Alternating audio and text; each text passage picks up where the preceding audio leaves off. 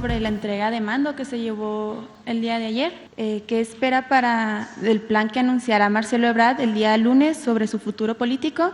Y también si nos podría platicar el por qué el águila en el bastón que hizo entrega. Gracias. Bueno, pues ya no quiero hablar de eso porque yo ya terminé mi ciclo como dirigente del Movimiento de Transformación. Ahora la dirigente del Movimiento de Transformación, que iniciamos millones de mexicanos, porque es el pueblo el protagonista del cambio. El pueblo es el motor del cambio. Con el pueblo todo, sin el pueblo nada. Entonces ya la dirección del Movimiento de Transformación está en manos de Claudia Sheinbaum. Y yo entregué ya el bastón de mando y ya lo demás pues ya corresponde a Claudia. Ella va a conducir y lo de Marcelo ya lo expliqué ayer, es una gente buena en sentido amplio, es un hombre muy preparado, una persona muy preparada, tiene mucha experiencia política y es mi amigo, así lo considero. Y también, como todos, somos libres. Irreversible, ¿no? Las posturas públicas del ex canciller son bastante duras, presidente, parecía irreversible. Pero está en libertad completa. Somos mujeres, somos hombres libres y hay que acostumbrarnos a eso. La democracia es pluralidad, no es pensamiento único. Y hay que garantizar siempre el derecho a disentir. Más que eso, la libertad no se implora, la libertad se conquista. Ojalá y todos los dirigentes, mujeres y hombres, fuesen rebeldes. Hay un libro que se llama así, El hombre rebelde. Hay que agregar la mujer y el hombre rebelde. Las cosas importantes se hacen con razón, pero también con pasión. Una vez le preguntaron a Jorge Luis Borges: maestro, usted que ha escrito los mejores ensayos, los mejores poemas, ¿qué le gustaría llevarse a su tumba? Y contestó: los pocos momentos en que viví con arrojo. Entonces, somos libres y tenemos que actuar así y confiar también mucho en la gente, confiar en los sentimientos, la opinión del pueblo. Ayer también se inscribió otro representante del conservadurismo, con todo respeto, ya no me voy a meter en eso, pero o sea que van a tener bastantes. Ya para terminar esta fila. Nada, lo que ya él ya sabe, yo que voy a recomendarle, si él es un hombre con mucha experiencia, decirle que, como lo expresó Claudia Sheinbaum, están las puertas abiertas, pero al mismo tiempo también que tome sus decisiones. Sí, yo tengo millones de hermanos y Marcelo es mi hermano y hermanas y primos hermanos. Vámonos despacio. Vamos a ver. Buenos días, presidente. Arturo Sánchez, de La Jornada. Debo volver a preguntarle sobre Marcelo Ebrard. Y aunque usted dice que la puerta está abierta, él ha hecho señalamientos muy duros contra el partido, en particular contra la dirigencia, descalificando a Mario Delgado y a la dirigencia en general. En ese sentido, ¿cómo puede estar abierta la puerta de Morena con estos señalamientos? Gracias. Pues es que Marcelo estuvo mucho tiempo con nosotros, ha estado mucho tiempo con nosotros y es muy probable, porque yo lo hice cuando me tocó ser candidato, convocar a todos, hacer un llamado a participar juntos en la transformación. Es muy atractivo. Entonces, si van a llegar de fuera, porque hay que abrir las puertas a todos, mujeres, hombres de buena voluntad, que quieran contribuir al cambio. Hay mucha gente que está cambiando, que no querían ni siquiera escucharnos, y ahora la realidad los está convenciendo de que no somos como nos pintan, de que tenemos ideales, de que tenemos principios, que no somos corruptos y que el país de esa manera está saliendo adelante, que hacía falta la transformación, que no es causarle daño a nadie. Entonces hay muchos escépticos, incluso antipartidos, no querían participar en las elecciones, decían que eso era legitimar la corrupción, la antidemocracia, el régimen autoritario. Pues ya no, están pensando de otra manera. Y hay gente así en todos los partidos. El problema no son los militantes de los partidos, el problema siempre es arriba. No voy a comparar a un militante campesino, obrero, una gente del PRI, de un pueblo de abajo, que los dirigentes de arriba. Esos sí son camajanes, pero abajo hay muchísima gente buena en todos los partidos. ¿Cómo ganamos nosotros? ¿Cómo el pueblo me dio su apoyo? ¿Solo con los militantes de Morena? No, en aquel entonces teníamos muchos militantes, claro, no como ahora, ahora hay más. Pero ¿cuántos militantes llegamos a tener? Como 8 millones. Y obtuve 31 millones de votos. ¿De dónde salían la mayoría de los votos? Pues de ciudadanos sin partido o de militantes de otros partidos que les pareció necesaria la transformación y tuvieron confianza en nosotros. Entonces, es lo mismo ahora. Hay que convocarlos, no cerrarles las puertas, no decir, no, tú vienes del PRI, tú vienes del PAN, tú vienes del PRD, tú vienes del Movimiento Ciudadano. No. Es de sabios cambiar de opinión. Y si van a llegar, porque así va a suceder, de afuera, porque los que están adentro vamos a permitir, sin convocar, sin llamarlos, sin entenderlos, que se vayan. Claro, todo tiene un límite. ¿Y cuál es ese límite? Pues la decisión de cada quien. Cada quien es responsable de sus actos. Pero no decir, ya se fue, ya, vamos a esperar. Si tiene una reunión Marcelo con su equipo, su grupo, es porque seguramente los va a consultar. Va a decir, ¿ustedes qué opinan? Y si al final deciden, pues vámonos, o tenemos esta otra posibilidad, nos están ofreciendo esto, pues son libres.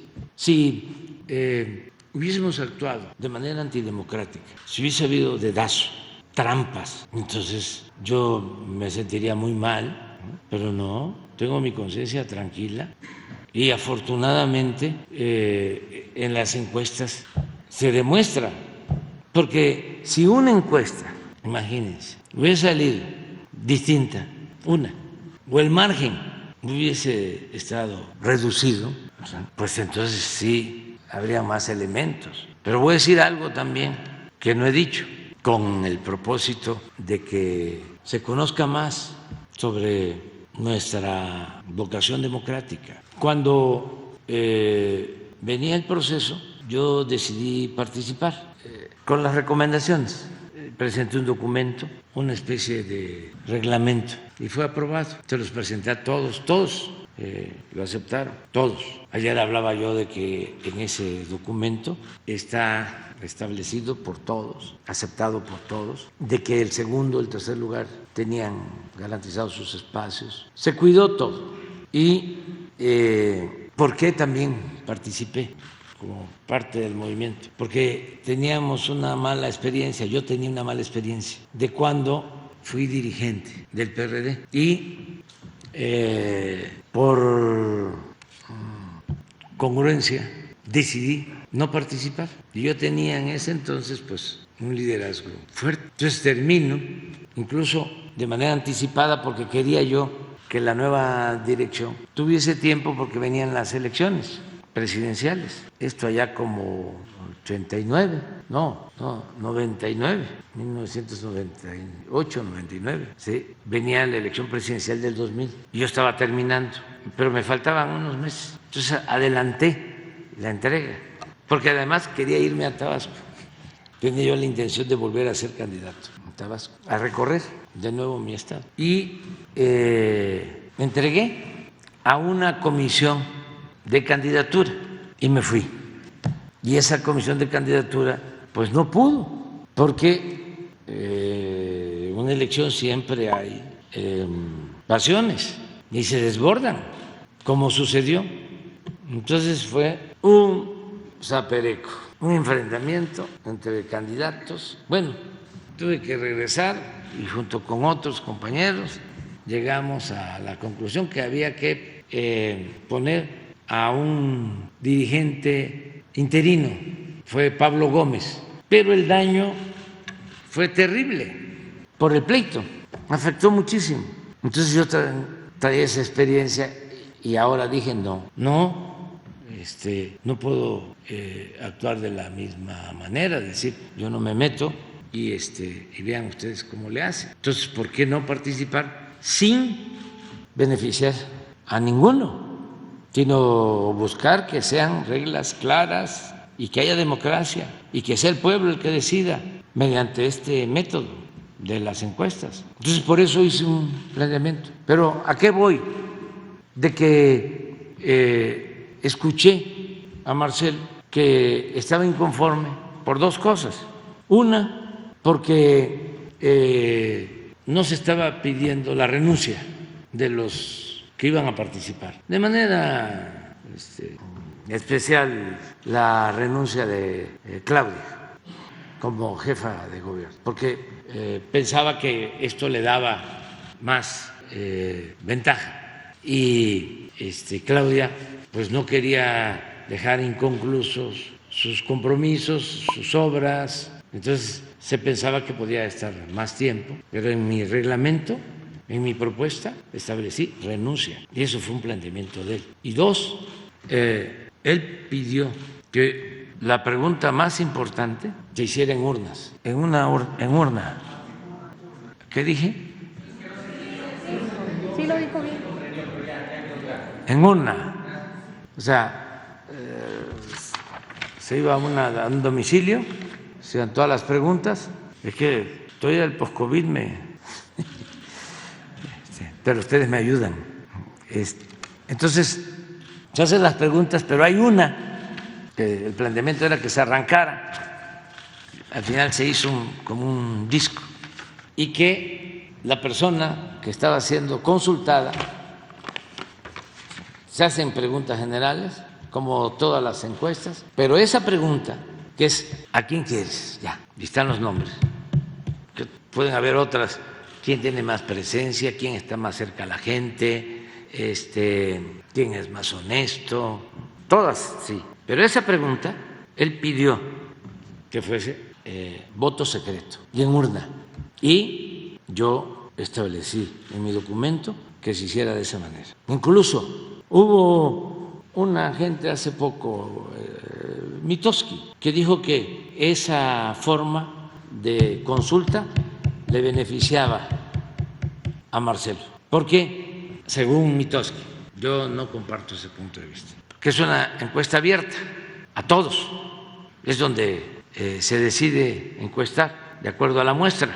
Entonces, Mitoski dice, son los 6 nombres y se debió poner ninguno, porque hay quienes no van a votar por Morena y podían decir ninguno, me chocan. Al no poner ninguno, según Mitoski, eso le ayudaba a Marcelo, porque, como es sabido, él tiene mucho jale en clase media. Entonces, aún una gente que no piensa votar por nosotros o que no está de acuerdo con lo que estamos haciendo, podría decir, Marcelo, yo no creo eso, pero lo que sí quería dejar de manifiesto es que ese planteamiento, esa solicitud se tomó en cuenta. Entonces, no hay ningún motivo, o sea, sin embargo, él puede tener otros elementos, ¿no? Y está en su derecho de manifestarse. Mande.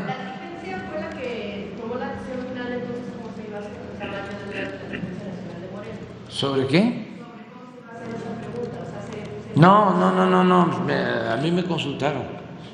O sea, es que yo lo planteé, o sea, lo planteé en el escrito, que cómo tenía que ser. Entonces, porque también se pueden hacer 10 preguntas, pero ¿cuál es la más importante?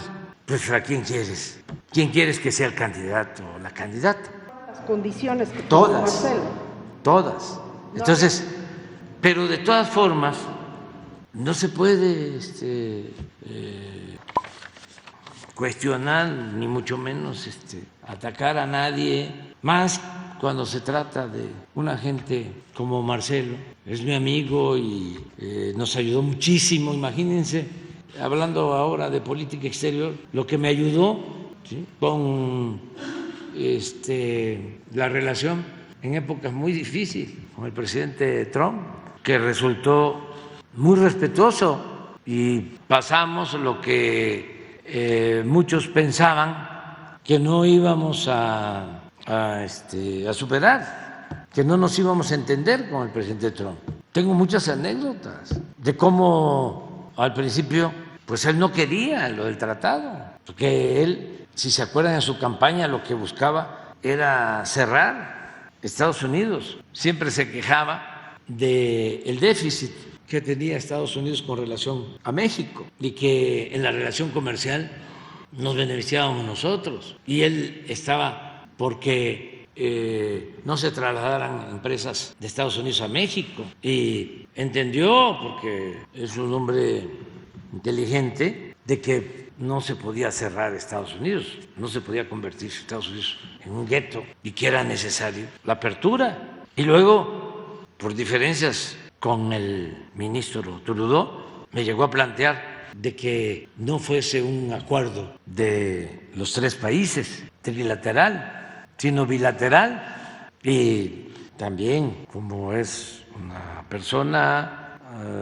inteligente, reflexiva, aceptó nuestros argumentos. Una vez le dije aquí, hace poco, al primer ministro Trudeau, le digo, ¿te enteraste de que ustedes no estaban convidados y que nosotros insistimos? Dice, sí, estoy totalmente enterado, porque era necesario, como se concibió originalmente el tratado, mantenerlo junto. Entonces, a pesar de todo esto, hubo buena relación. Todavía era yo candidato y me invitaron a Nueva York con empresarios a una sociedad que se llama Sociedad de las Américas. Estaban banqueros, empresarios estadounidenses y ya cuando terminamos, dice la coordinadora de la sociedad, pues yo lo único que le pido es que si usted gana, quiero estar presente, no sé cómo, dice, que me invite, porque no quiero perderme el primer debate, porque estaban esperando que iba a salir chispa.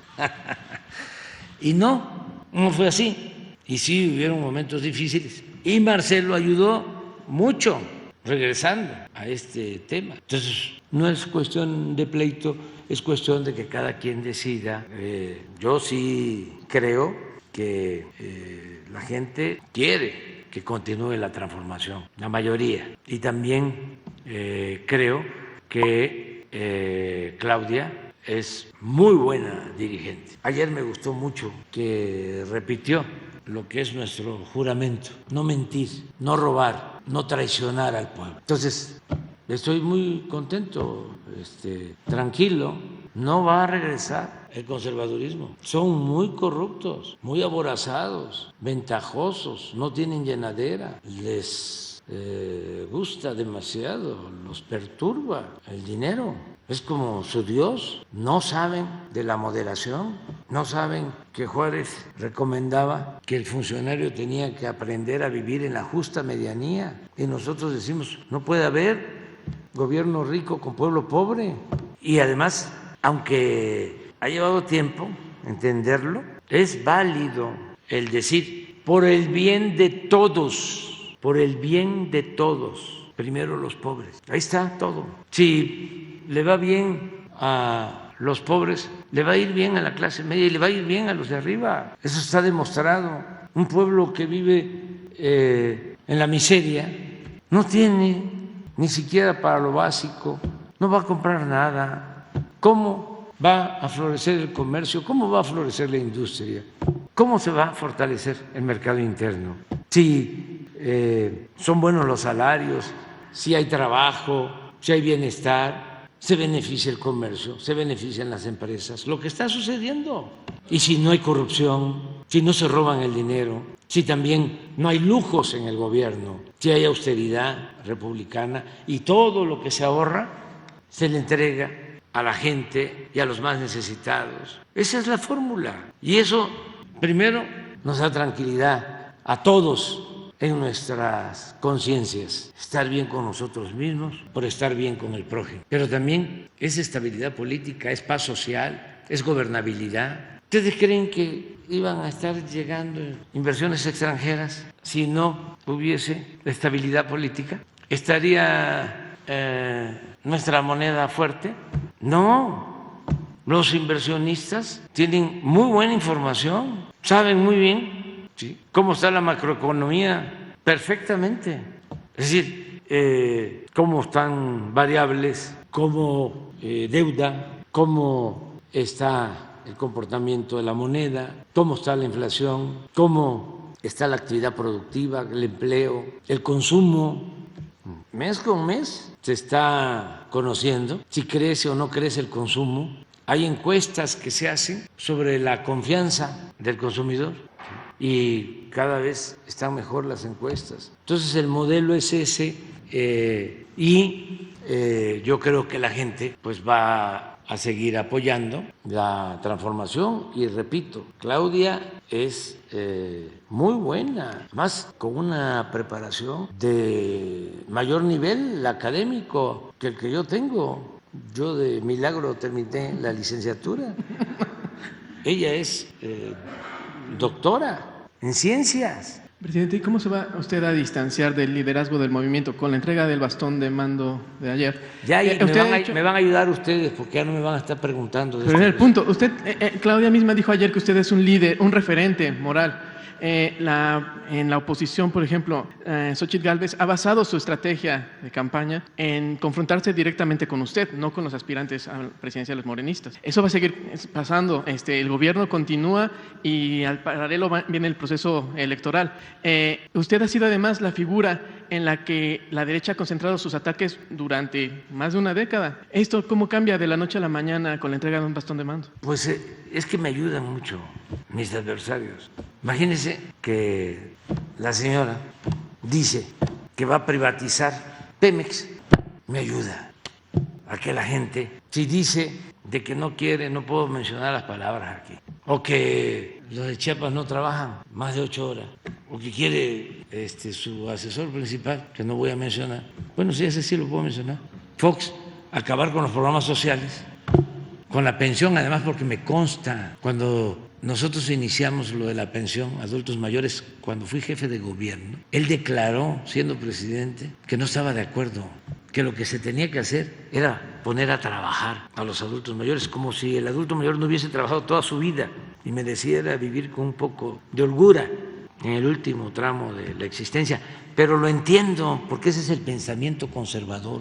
Así piensan, pero no son los Fox, son muchos, millones. Y tenemos que entendernos, pues, comprendernos. Ese es un pensamiento que viene de lejos. Hay mucho racismo, mucho clasismo, mucha discriminación. Por eso yo trato estos temas, pero no pensando en ellos, porque ellos ya está muy difícil que cambien.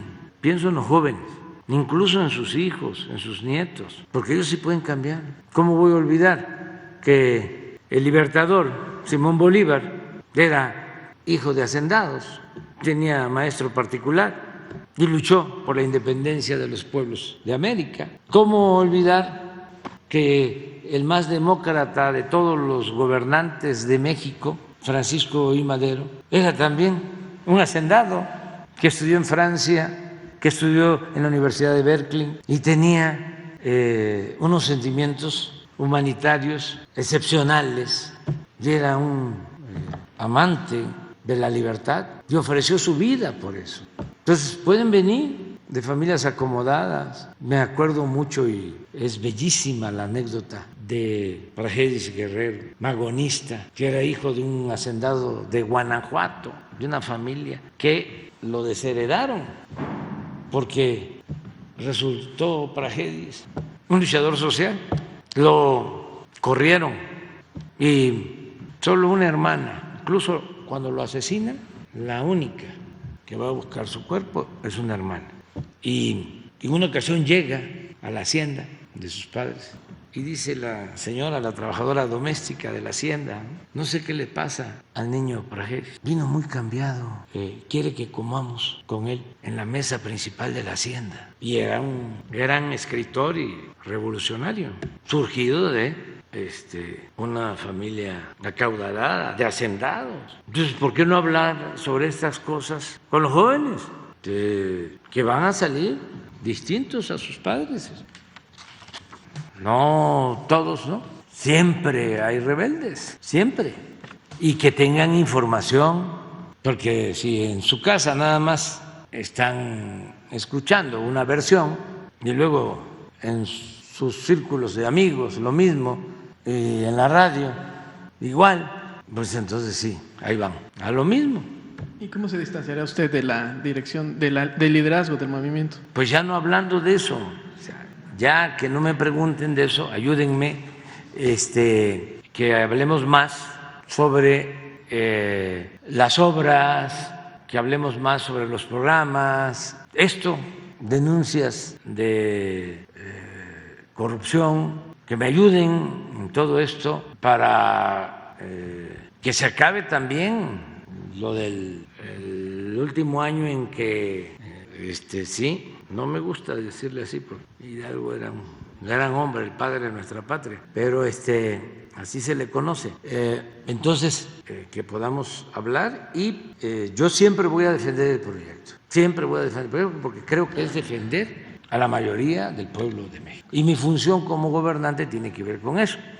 Entonces, siempre voy a estar defendiendo al proyecto de transformación porque no concibo de que el gobierno esté al servicio de una minoría rapaz. Luché en contra de eso, luché en contra de la corrupción, luché en contra de las mentiras, de que si le iba bien a los de arriba, le iba a ir también bien a los de abajo. No estoy de acuerdo en que aumentar el salario significaba incrementar la inflación, no estoy de acuerdo en la privatización ni de Pemex ni de la industria eléctrica, no estoy de acuerdo en que continúe el modelo anterior, porque la experiencia fue de que privatización se convirtió en sinónimo de corrupción, fue el pretexto para saquear, para robar. Entonces eso lo voy a defender, o sea, mis principios, mis ideales, el programa por el que estamos aquí, sin hablar de cuestiones partidistas, no, nada más defender el proyecto, defender la austeridad. Sí voy a seguir hablando de que no debe de haber ningún funcionario que gane 3, 4, 5 veces más que lo que gana el presidente. Todo eso lo vamos a seguir planteando. Mi última pregunta, presidente. La Secretaría de la Función Pública publicó el lunes su nuevo reglamento para adecuar su estructura a lo que implica la reforma a la Ley Orgánica de la Administración Pública Federal que se publicó en mayo. Esta, entre otros cambios, implica una reorganización de los órganos internos de control, que van a pasar de 204 a 62, con algunos de ellos que van a ser especiales, que van a cubrir varias secretarías. Pero también implica un movimiento de personal. En algunos casos, la desaparición de algún órgano implica la desaparición también de puestos de trabajo, de alguna forma. La Secretaría de la Función Pública ha dicho que se van a respetar los derechos laborales, pero hay trabajadores de los órganos internos de control que nos han dicho que les han pedido su renuncia, ¿no?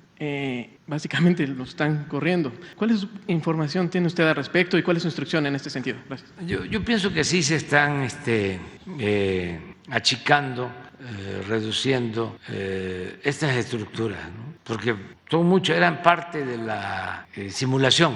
Cada oficina tenía un fiscal y era como los inspectores de vía pública, no todos, pero el inspector de vía pública era para ir a extorsionar, para ir a pedir moche. En este caso, ¿no?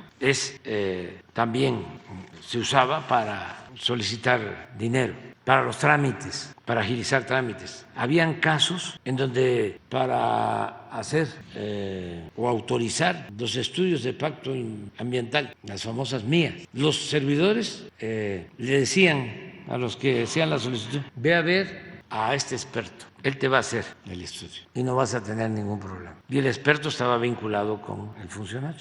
Entonces, en el caso de la función pública, no estoy generalizando, pero lo que se quiere es tener más control sin tanto aparato, ser más eficaz, que haya honestidad, sin afectar a los trabajadores. No deben pedirles renuncia. Pero no sabía yo eso. Sí, la instrucción es que tengamos cada vez menos aparato burocrático para ahorrar, porque el gobierno estaba, como predominaba la corrupción, el gobierno estaba ensimismado, el presupuesto se lo tragaba el mismo gobierno y no se invertía, no era para beneficio del pueblo. Por eso los sueldos elevadísimos y aviones y helicópteros y gastos excesivos en todo, una casta divina, la alta burocracia. Por eso nadie protestaba ante la corrupción imperante, porque los tenían a todos bien maiciados. Era una forma, pues, de tener control. Todavía falta limpiar más sobre eso. Pero esto no significa afectar a los trabajadores, porque también, ¿qué sucedía? Decían, es que en Pemex el problema es el pasivo laboral. ¿No se acuerdan de eso? Entonces despedían a los trabajadores operativos de base, sindicalizados o transitorios. Bueno, los transitorios con más facilidad. Y arriba, los llamados empleos de confianza se daban la gran vida. Tenían todo.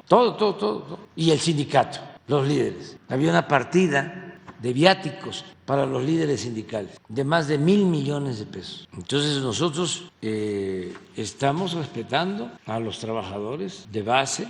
No es dejar sin trabajo, pues, a una gente, un servidor público que ayuda, ¿no?, en su labor. No, es arriba. Acuérdense, a alguien le iba mal en la política y lo nombraban delegado del ISSSTE en un estado.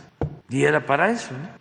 Y el mejor ejemplo es lo que sucede en presidencia. Cuando llegamos en el 2018 se ejercieron 3,600 millones de pesos. Y este año vamos a ocupar 600. Y si no ha mejorado, no ha empeorado la presidencia. Pero vamos a tomar en cuenta lo que estás planteando. Vamos a preguntarle a la función pública qué es lo que están haciendo. En todos lados hay estos ajustes con el propósito de ahorrar para tener más fondos, ayudar a la gente con las becas. De ahí sale todo, de ahí sale para las obras. ¿Por qué tenemos recursos? ¿Por qué se incrementó la inversión pública? En el 2018, cuando llegamos, 500,000 millones era la inversión pública. Este año, 1 billón, el doble. Pero es por lo mismo. Ya terminamos de hacer los